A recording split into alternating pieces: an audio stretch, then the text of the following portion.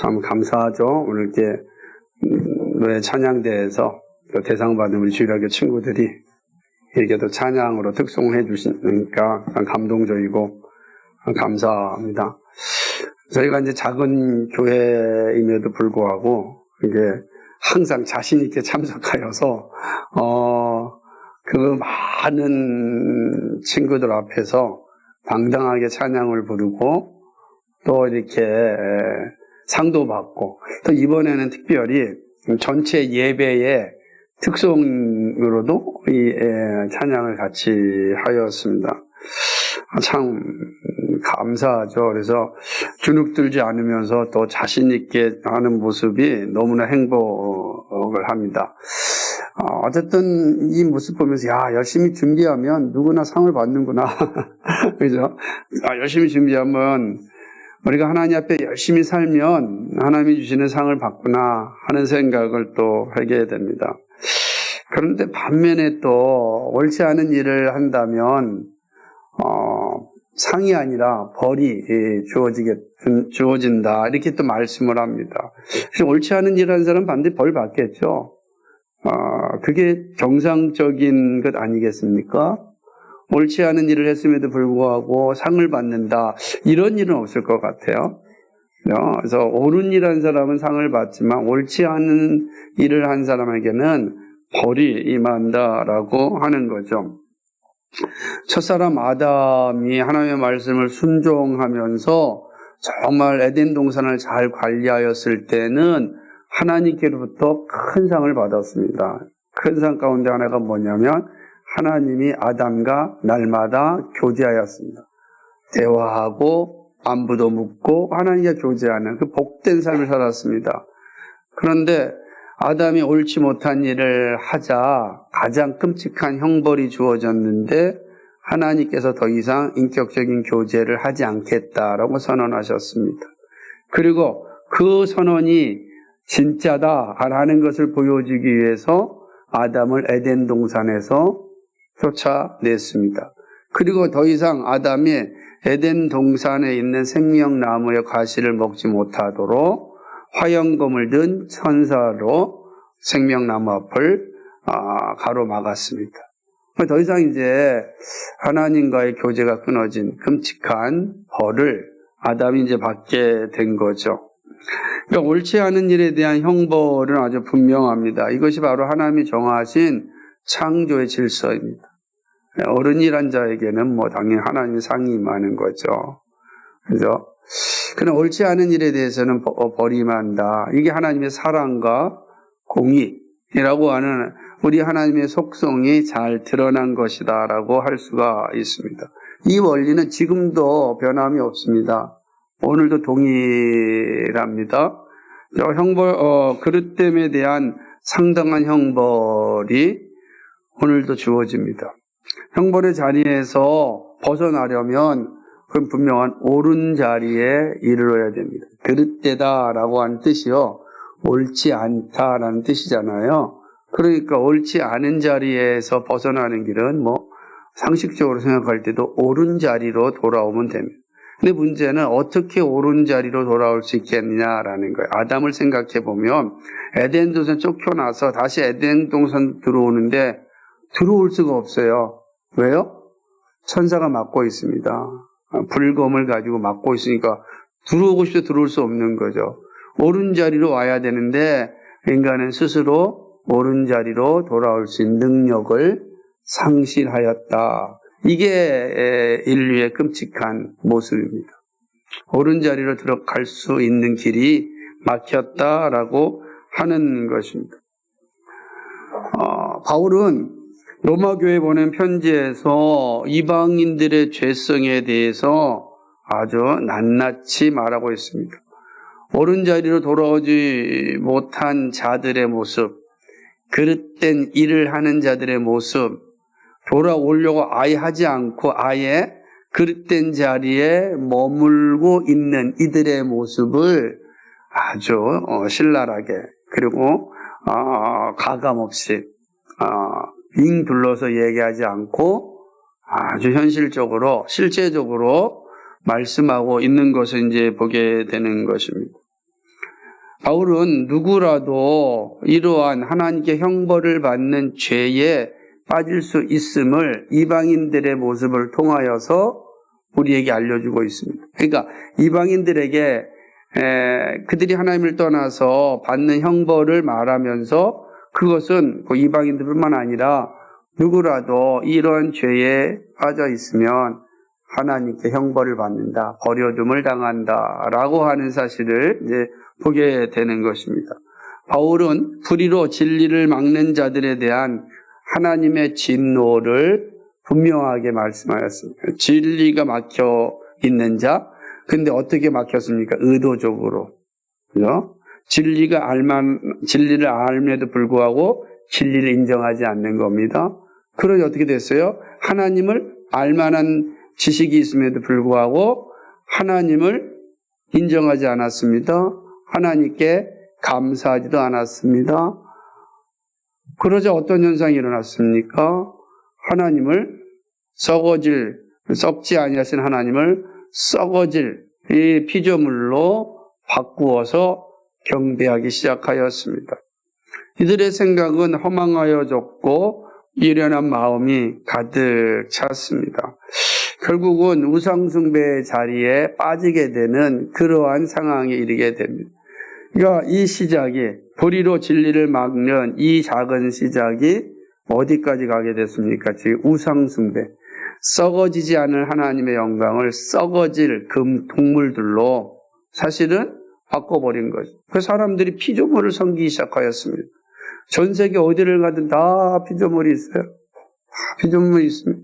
피조물을 신으로 만든 신상들이 다 있어. 없는 것이 없어요. 여러분이 나중에 이제 혹시라도 기회가 된다면 이스라엘 국립박물관의 도록이라든지 그 내부를 이렇게 촬영해 놓은 거나 있는 사진을 본다면 아시겠지만 이스라엘 국립박물관 지하에 가게 되면은 전체가 다 우상들 모아놓은 거예요. 각 돌로 만든 신상, 철로 만든 신상들 다 모아놨어요. 거기에는 그리스 로마의 신화에 나오는 각종 신들의 형상도, 디오니소스의 그 머리 두상도 거기에 있어요. 그러니까 디오니소스가 우리가 가장 반그리스도적인 존재인 디오니소스의 두상도 거기에 있는 걸 이제 보게 됩니다. 그러니까 근데 그 이스라엘만 그러겠어요? 어디를 가나 다 있잖아요. 동서양을 막론하고 다 사람들은 다 자기들의 신을 섬기는데 썩어질 피조물을 자신의 신으로 섬기고 있다라고 하는 거죠. 하나님이 이렇게 우상숭배에 빠진 이들을 향하여 정욕대로 더러움에 내버려 두셨다라고 말씀하셨어요. 심판을 내렸었는데 그들의 정욕대로 내버려 두겠다는 거예요. 근데 문제는 이 정욕이 우상숭배와 같은 외적인 모습만 말하는 것이 아니라 성적인 타락도 포함하는 거예요. 그러니까 그들이 완전히 정욕, 그러니까 성적인 타락으로 내버려 두신다라고 하는 거죠. 피조물을 하나님보다 더 경배하는 이들에 대한 하나님의 심판이 명확하게 이루어진 거죠. 그리고 그런 현실은 우리가 사는 세상을 보면 더 실감하게 되는 겁니다. 오늘 우리 시대는 정말로 엄청난 이 우상들이 난무하죠. 이 말씀드린 물질의 우상, 뿐만 권력의 우상, 사람의 우상, 미의 우상 다 빠져 있는 것을 보게 됩니다.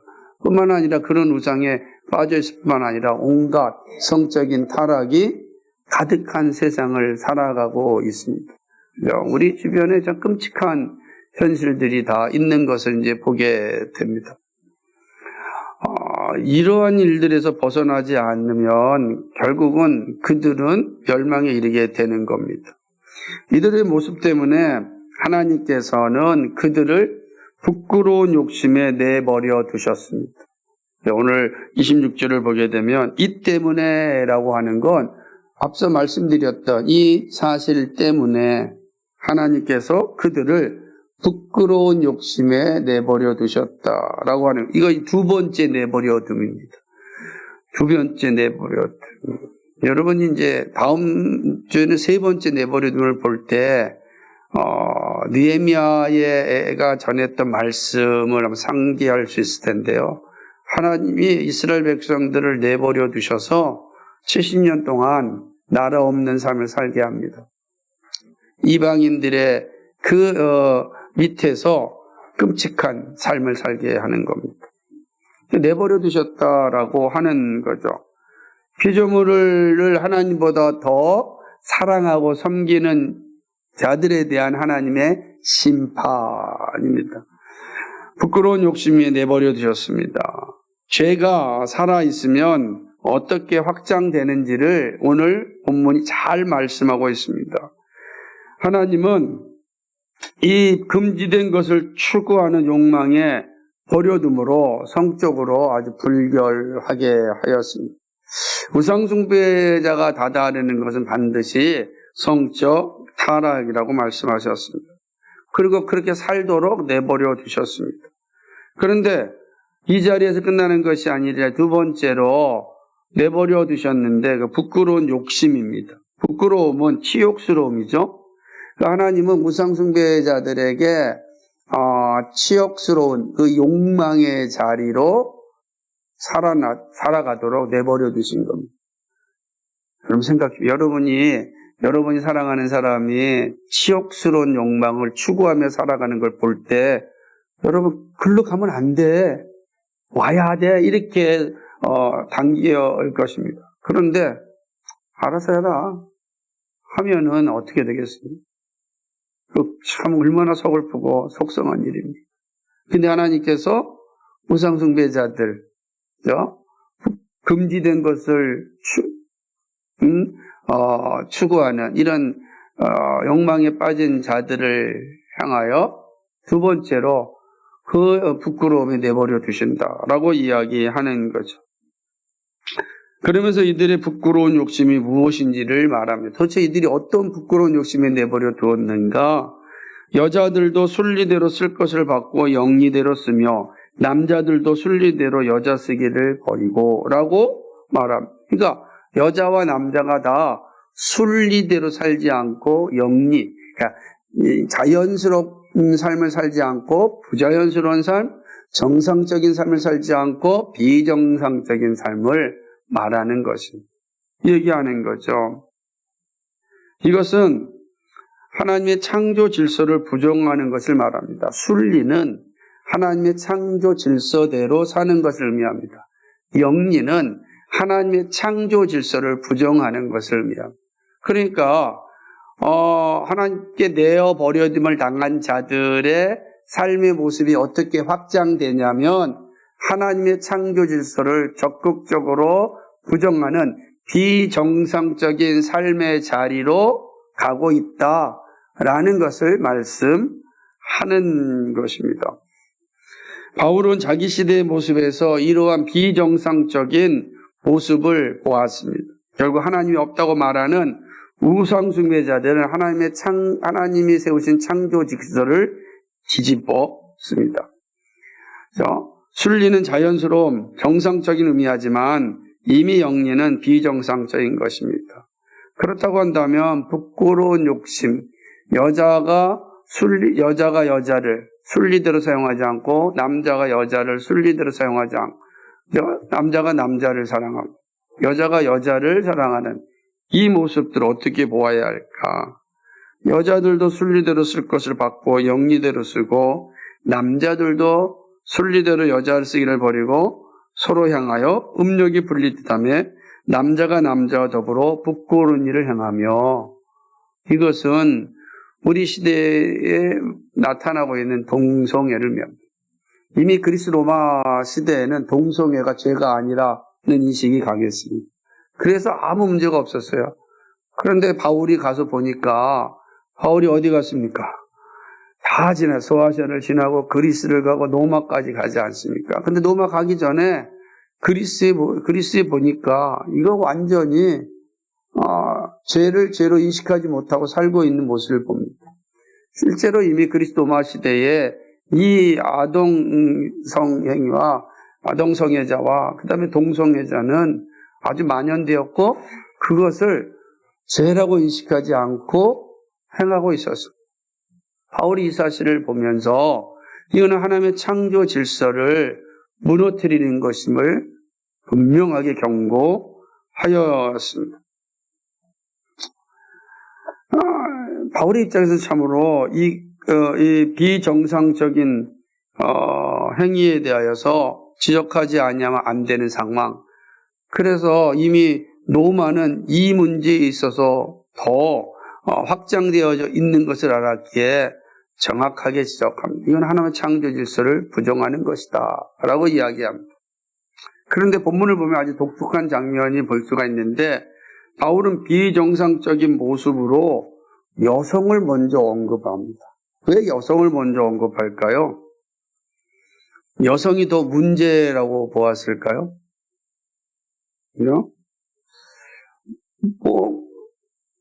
하와를 봐도 그렇고, 그다음 이사야서를 봐도 그렇고, 여자들의 곤란함이 보여지는 장면들이 있습니다. 그러나 역사 속에서 보게 되면 사실은 여성이 더 문란하지 않습니다. 훨씬 더 정결하였습니다. 그런데 바울이 분명히 여성들이 더 정결하였음을 알고 있음에도 불구하고 이렇게 말한 이유가 무엇일까? 우리가 보았듯이 가야의 공동체 같은 이 여성들을 보면 참으로 정결하고 순결하게 살고자 하였던 모습들이 많습니다. 그럼에도 불구하고 바울이 왜 본문에서 여성들을 먼저 언급하였는가라고 하는 거죠. 바울이 이렇게 언급하는 것은 이런 의미입니다. 여성이 타락하였다면 이미 공동체는 전체적으로 다 타락하였다라는 것을 보여주는 겁니다. 브리스턴 신학교의 조신학 교수였던 찰스 하츠가 이 본문을 주석하면서 이렇게 이야기를 하였는데 저는 매우 동의가 됩니다. 바울이 이교도 여자들의 타락을 먼저 언급하는 것은 언제나 여자들이 도덕적 타락의 영향을 맨 나중에 받기 때문이다. 그러므로 여자들의 타락은 모든 도덕이 사라졌다는 증거다. 모든 도덕이 다 사라졌다는, 더 이상 도덕적인 모습을 찾아볼 수가 없는 것이 지금 바울이 복음을 전하고 있었던 시대의 모습이에요. 근데 그 시대에 볼 때 지금은 어떻습니까? 여러분, 여성의 아름다움은 그 자체로 존중받는 거지 그것이 누군가를 유혹하기 위하여 사용되는 게 아닙니다. 그런데 우리 시대의 아름다움이 혹시 이렇게 순리대로 사용되지 않고 영리대로 사용되고 있는 건 아닌가? 로마 시대보다 우리 시대가 더하면 더하였지 덜하지 않는 시대 아닙니까? 그죠? 지금은 각 나라마다 이런 동성애 축제가 벌어지고 있는 현실을 보면 로마 시대에 비교한다면 더 확장되었다라고 할 수가 있는 것입니다. 그런데 여러분 놀라운 것은 이런 비정상적인 동성애는 동물의 세계에서는 일어나지 않습니다. 이 사람들에게만 있는 거야. 인간 세상에만 있는 겁니다. 왜 그럴까, 그죠? 왜 인간 세계상에만 이런 동성애라고 하는 끔찍한 이 죄가 벌어지고 있는가? 생각해 봐야 됩니다. 이것은 바로 인간의 타락이 가져온 가장 슬픈 모습이라고 할 수 있습니다. 하나님의 형상으로 지음받은 인간, 하나님의 창조 세계를 위임받은 위임 통치자인 인간이 타락하였을 때 어떻게 되는가? 하나님을 아주 정면으로 대적하는 그런 존재가 되었다는 것입니다. 이것이 바로 이 동성애의 모습을 통하여서 볼 수가 있는 것입니다. 바울은 동성애를 말하면서 강조하는 말이 있습니다. 서로를 향하여 음욕이 불이듯하며 라고 말합니다. 불이듯한, 불타오른다는 뜻이죠. 서로를 향하여 이 음욕이 불타오른다는 거예요. 이 말은 동성애자들이 가지고 있는 상태를 묘사합니다. 다시 말한다면 물론 이 음욕이 타오른다는 건 여러 가지 해석이 있지만은 이성애자들보다는 동성애자들이 더 정욕적이다는 말로 지금 표현하고 있는 겁니다. 이거는 뭐 여러 가지 이런 통계나 또는 자료나 이런 걸 보면 사실 이제 과학적으로도 일리가 있지만 그렇다고 이게 보편적으로 말하기는 어려운 부분이지만 성경이 명확하게 말하는 건 서로를 향하여 음력이 불타오른다. 동성애자들을 이야기하고 있습니다. 이런 모습을 잘 보여준 예가 있습니다. 바로 구약의 소돔성입니다. 소돔성은 도덕적 부패의 전형입니다. 여러분, 소돔성은 단지 동성애로 말미암아 멸망한 게 아닙니다.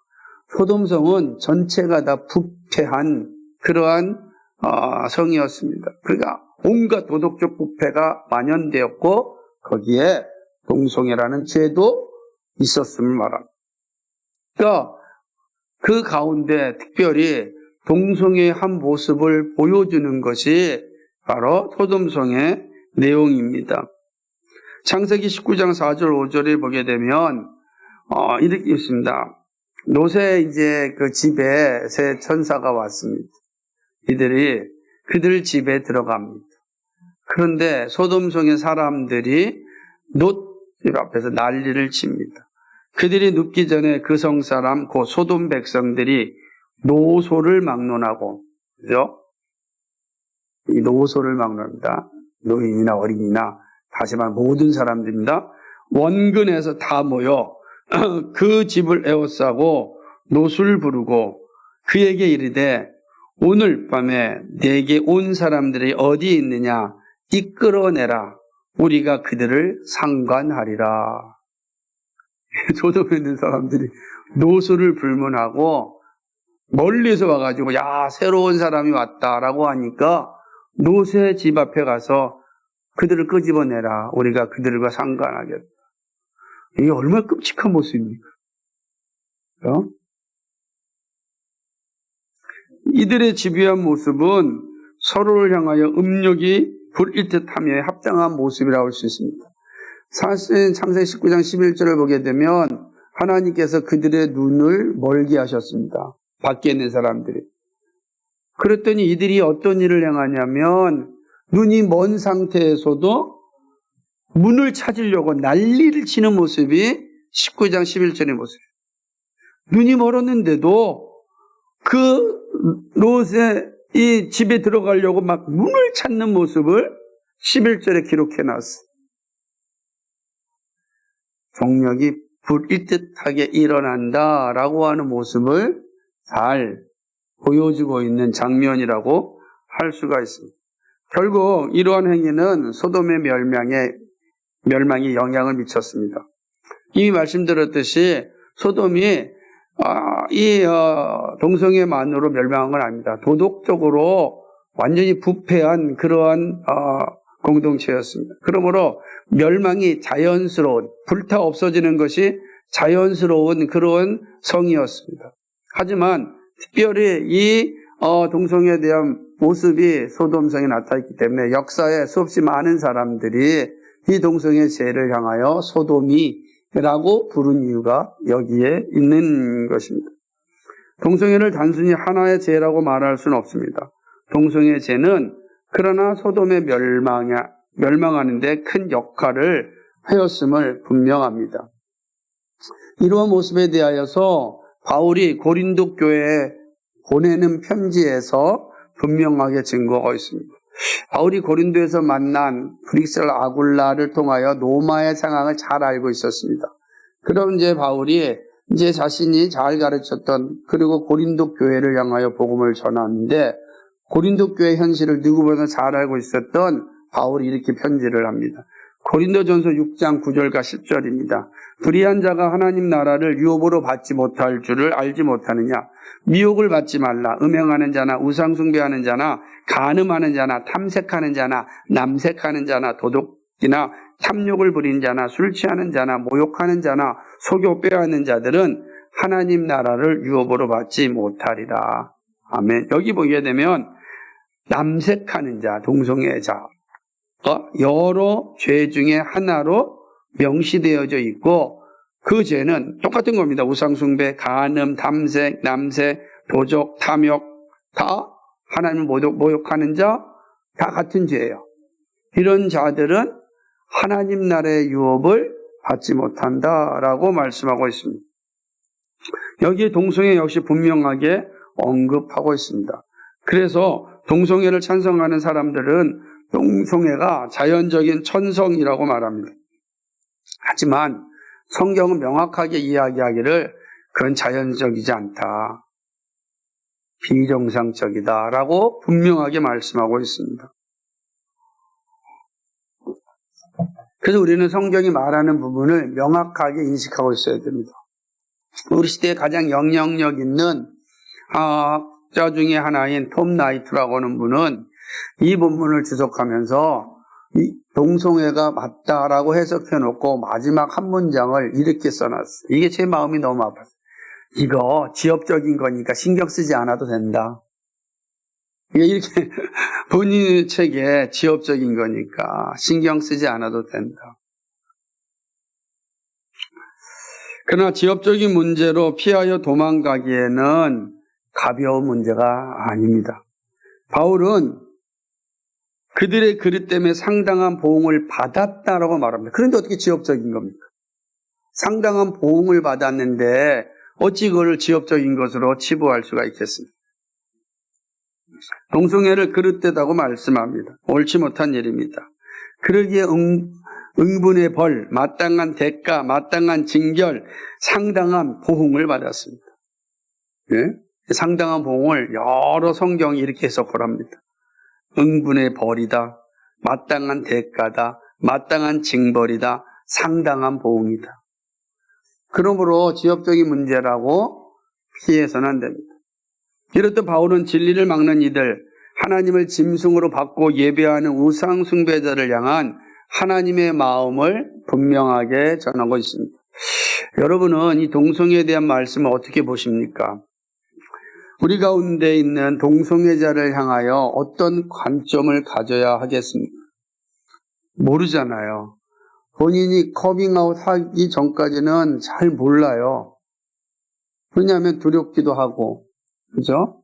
모릅니다. 또한 동성애는 돌이킬 수 없는 가장 큰 죄라고 생각합니까? 바울이 전하고 싶은 말씀이 무엇이라고 여러분 생각이 드십니까? 우리는 이러한 본문에 대한 이해와 이러한 질문을 가지고 우리에게 주시는 하나님의 교훈을 잘 새겨야 할 것입니다. 첫째로는 죄는 자라기 전에 죽여야 한다라고 하는 그런 교훈입니다. 죄가 살아있으면 돌이킬 수 없는 죄의 자리로 자라나게 됩니다. 오늘 칼럼에 쓴 문장입니다. 죄는 경향성과 확장성을 가지고 있습니다. 죄는 계속하여 죄를 찾아가며 짓습니다. 그리고 작은 죄로부터 점점 큰 죄로 확장됩니다. 바늘도둑이 소도둑 된다는 속담처럼 인간의 죄성은 죽을 때까지 멈추지 않습니다. 그렇습니다. 그죠? 불의로 진리를 막는 자들이 하나님을 부정하고 우상숭배에 빠지고 성적인 타락에 이르고 마침내 동성애의 자리까지 확장되는 것을 봅니다. 다음 주에 보겠지만 그 죄는 아주 집요하게도 확장됩니다. 그죠? 죄는 죽이지 않는 한 자라나고 확장됩니다. 이러한 사실을 우리는 기억해야 됩니다. 그러기에 우리가 힘써야 할 일은 죄를 죽이는 일입니다. 이것은 복음에 대한 고백과 회개의 자리를 지키는 일입니다. 죄가 자라지 못하게 하는 일은, 그죠? 죄가 시작할 때 죽여야만 가능합니다. 그래서 죄가 작동하지 못하고 자라지 못하게 해야 합니다. 바울이 많은 죄를 언급하면서 특별히 동성애를 드러내고 있는 것은 시대의 부정함이 심해질 것을 드러내기 위함입니다. 이미 앞서 말씀드렸듯이 그리스도 로마 시대에는 동성애가 죄가 아니라는 생각이 있었습니다. 그러나 이것은 하나님의 창조 질서를 정면으로 부정하는 것이기에 바울은 돌리지 않고 명확하게 얘기한 동성애는 죄다. 반드시 하나님께 보응을 받는다라고 말씀하고 있습니다.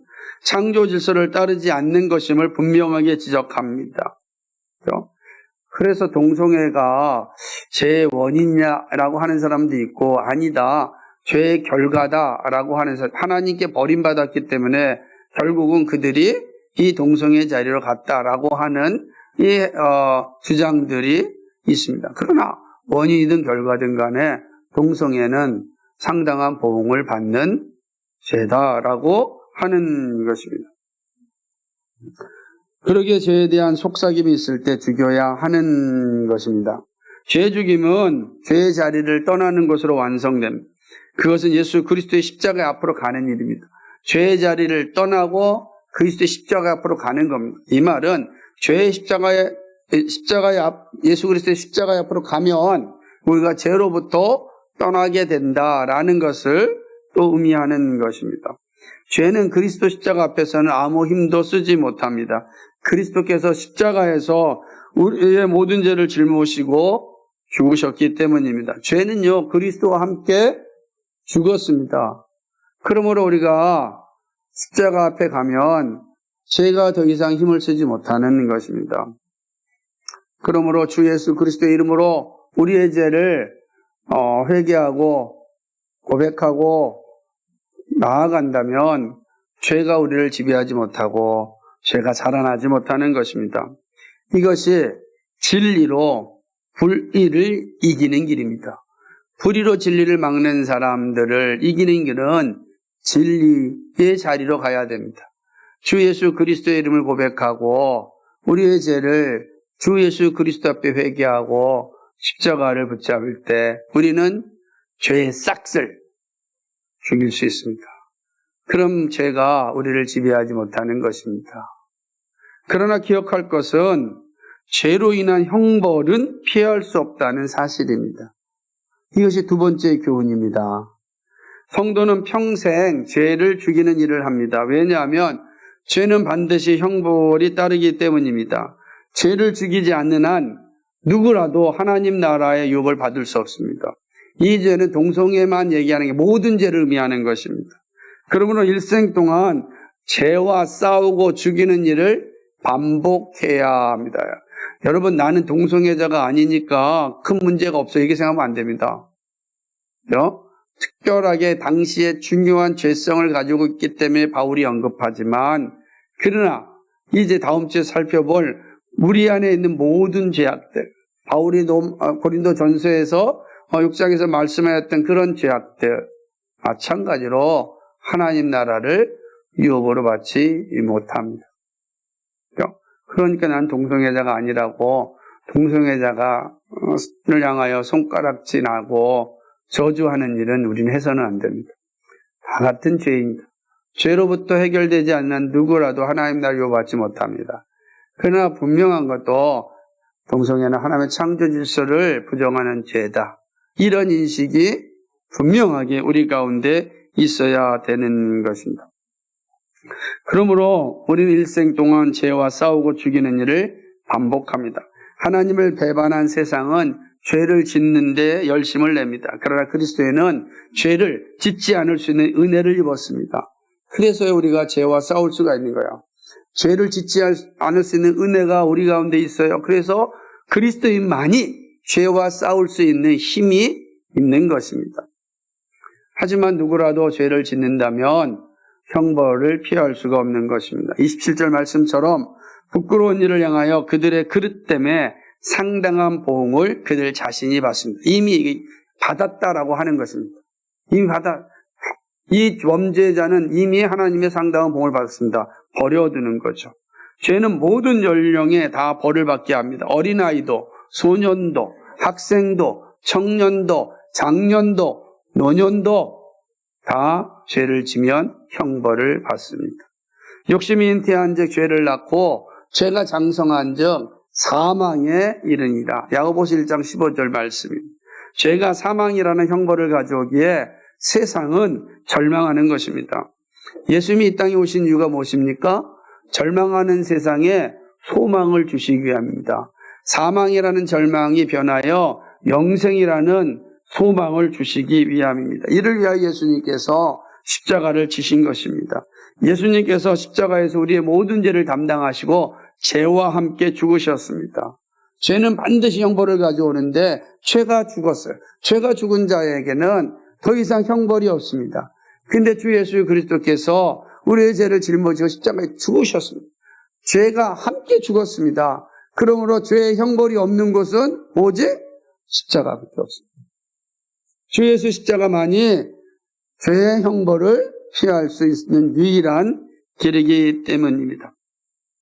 그러므로 예수님의 십자가는 단순히 체제에 대한 승리가 아니라 죄에 대한 형벌에서의 해방을 의미하는 것입니다. 그리고 죽음을 이겨 승리하셨습니다. 또한 사망이라는 형벌과 함께 이 땅에서는 버려둠을 당합니다. 이 버려둠을 당한 자의 삶은 죄를 이길 힘이 없습니다. 하나님께서 버린 자, 포기한 자는 죄를 이길 힘이 없어요. 죄 가운데 살고 죄 속에서 살다가 영원한 사망 가운데 들어가는 것입니다. 영원한 지옥 형벌을 받습니다. 이 사실을 알기에 주님 오실 때까지 죄와 싸우는 일을 하는 겁니다. 그래서 죄와 싸울 수 있다는 건 어떤 의미죠? 아직 소망이 있다는 뜻 아니겠어요? 하나님이 나를 붙잡고 계시다는 뜻입니다. 예수 믿는 이의 마음에 성령께서 임재하셔서 죄와 싸울 수 있는 힘을 주십니다. 그래서 둘째 사망의 자리가 아니라 영원한 생명의 자리에 이르게 되는 것입니다. 마지막으로 생각할 것이 있습니다. 그럼에도 불구하고 용서받지 못할 죄는 없습니다. 이것이 세 번째 교훈입니다. 용서받지 못할 죄가 없다. 죄로 인한 형벌은 피할 수 없지만 동시에 용서받지 못할 죄도 없습니다. 매우 놀라운 사실입니다. 우리는 다 죄인입니다. 죄는 어떤 것이든 용서받지 못하면 하나님 나라를 유업으로 받지 못합니다. 그러나 용서받으면 구원을 얻습니다. 하나님 나라에 들어갈 수 있습니다. 더 이상 지옥 형벌의 두려움 속에 살 필요가 없습니다. 그런데 주님 앞에 용서받지 못할 죄가 없습니다. 예수님께서 오신 이유는 모든 죄인을 용서하기 위함입니다. 바울은 고린도전서 6장 9절 10절에서 하나님 나라를 유업으로 받지 못할 죄에 대해서 말씀하신 후에 11절에서 이렇게 말합니다. 너희 중에 이와 같은 자들이 있더니 주 예수 그리스도의 이름과 우리 하나님의 성령 안에서 씻음과 거룩함과 의롭다 하심을 받았느니라. 아멘. 그리스도의 은혜를 언급합니다.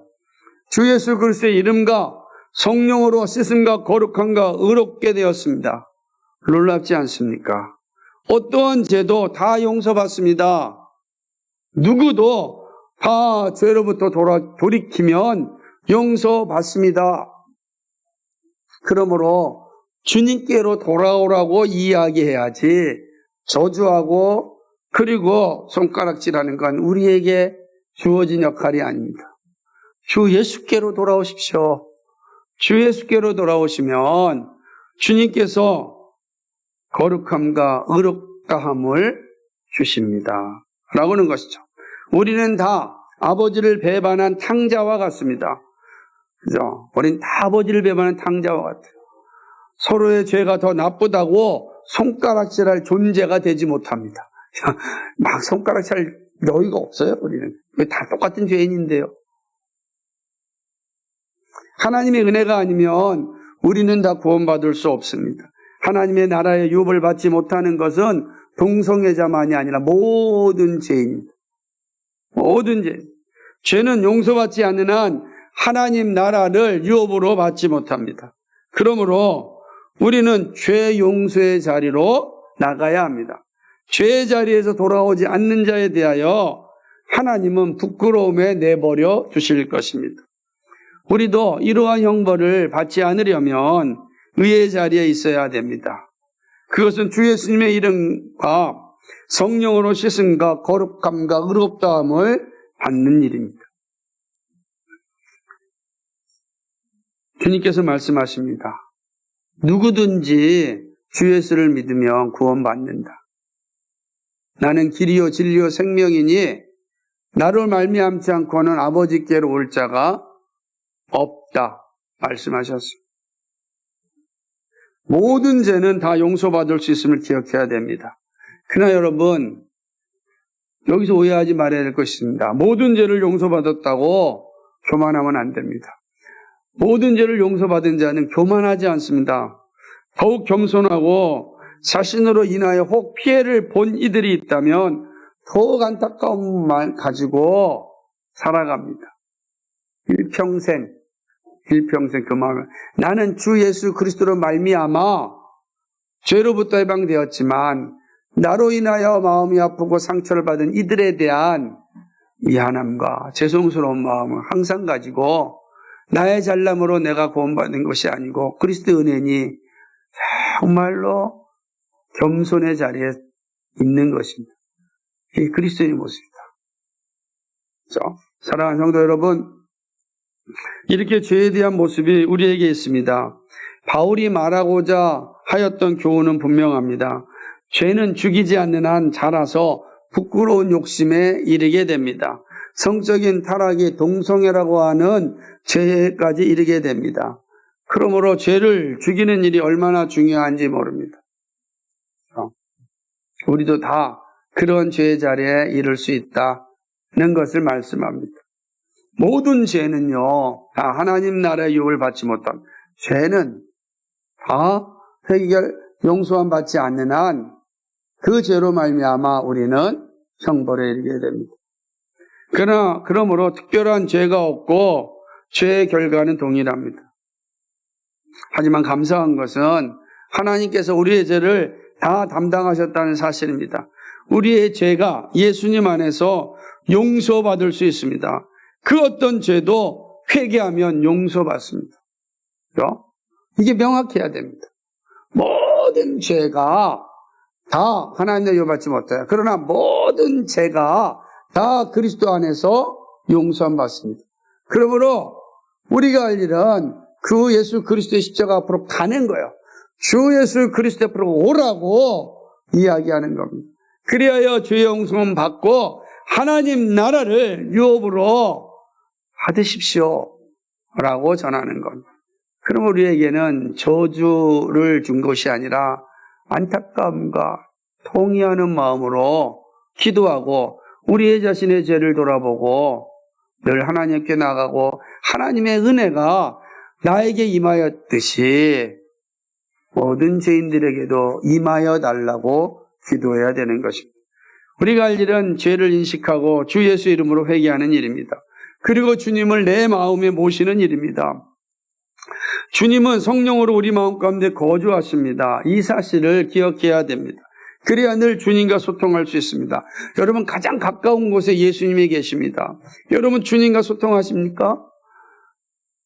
여러분 혼자 있을 때 얼마나 주님과 소통할 수 있는 기회가 많습니까?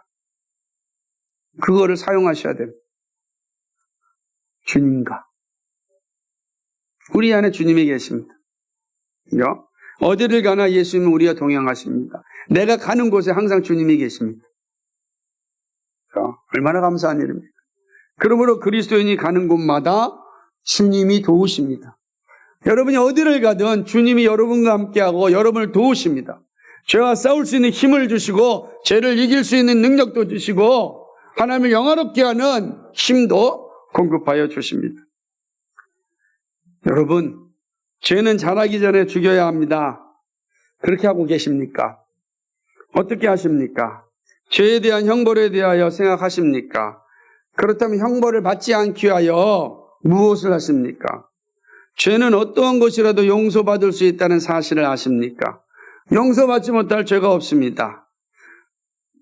여러분이 용서받았음을 알았다면 어떻게 해야 하겠습니까? 용서받음은 온전한 겸손으로 나타납니다. 용서받은 자기를 드러나지 않습니다. 주님의 은혜에 합당하게 살려고 노력합니다. 죄가 우리를 지배하지 않도록 성령을 의지하여 싸웁니다. 반복하여 말씀드리지만 은혜의 방편인 말씀과 기도에 힘을 다해야 합니다. 말씀과 기도에. 그래서 늘 말씀이 여러분 가운데 있고 말씀으로 주님과 동행하십시오. 우리 모두는 다 하나님 나라를 유업으로 받을 수 없는 그런 죄인이었습니다. 그런데 하나님의 은혜로 구원받았습니다. 이 사실 항상 기억하시기 바랍니다. 내가 그런 은혜를 받은 사람이다. 이걸 기억한다면 우리는 마침내 성공하는 삶을 살 것입니다. 성공하는 삶. 하나님 주시는 놀라운 복을, 영원한 생명을 누리는 삶을 살 것입니다. 이 말씀을 기억하면서 하루하루 믿음으로 살아갈 수 있기를 주님의 이름으로 간절히 축복합니다. 아멘. 기도하겠습니다. 거룩하신 하나님 아버지 고맙고 감사를 드립니다. 참으로 하나님의 진리를 불의로 막는 자들에게 나타나는 죄의 확장을 보게 되었습니다. 특별히 동성애라고 하는 안타까운 자리에 이른 이들도 봅니다. 하나님의 창조 질서를 참으로 부정하고 따르지 않는 이들의 모습에 당하여 하나님은 분명하게 증거하셨습니다. 상당한 보응을 받았다. 그러나 이 죄만이 아니라 모든 죄가 다 동일한 하나님의 나라를 유업으로 받지 못하게 합니다. 우리가 할 일은 죄가 시작될 때 죽여야 됩니다. 죄가 살아있는 한 죄로 인하여 모두가 형벌을 받습니다. 그러나 용서받지 못할 죄가 없음을 우리도 압니다. 주 예수 그리스도의 십자가가 우리로 하여금 죄를 죽이고 형벌의 자리에서 자유하게 합니다. 하나님 아버지, 이 사실을 기억하고 날마다 주의 십자가 앞으로 나가는 저희들 되게 하여 주옵소서. 우리 안에 계신 주님과 늘 교통하고 주님의 십자가를 따라 살아갈 수 있도록 인도하여 주옵소서. 그리하여 하나님께 영광 돌리고 마침내 주님이 약속한 그 놀라운 영생을 받아 누리게 하여 주옵소서. 그리고 이 땅에서 주님이 항상 함께 하시는 그 복도 누리게 하여 주옵소서. 우리가 가는 곳마다 주님이 함께 하십니다. 그 사실을 기억하고 날마다 내가 있는 자리에서 주님과 소통하며 이 세상과 싸워 이겨낼 수 있는 믿음 되게 하여 주옵소서. 감사하며 예수님 이름으로 기도하였습니다. 아멘.